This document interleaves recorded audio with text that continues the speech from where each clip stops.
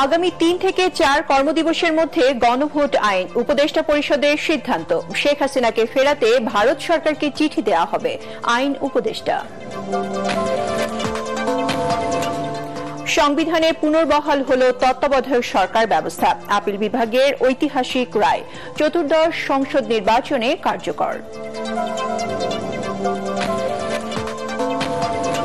তত্ত্বাবধায়ক সরকার পুনর্বহালের রায়ে দীর্ঘদিনের আন্দোলন সফলতা পেল বিএনপি।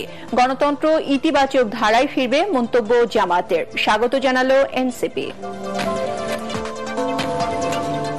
অভ্যন্তরীণ ইস্যুতে কারো হস্তক্ষেপ চায় না বাংলাদেশ। দিল্লিতে নিরাপত্তা উপদেষ্টা, সন্ত্রাসবাদ প্রশ্রয় না দেওয়ার অঙ্গীকার।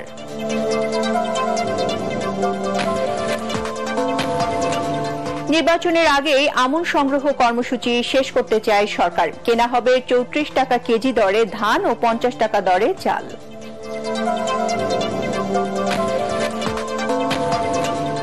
এবং গুলির নির্দেশ আমার নয়, দেশের প্রচলিত আইনের, বললেন ডিএমপি কমিশনার। ককটেল মেরে পুলিশের মনোবল ভাঙার চেষ্টা করলে কঠোর ব্যবস্থা।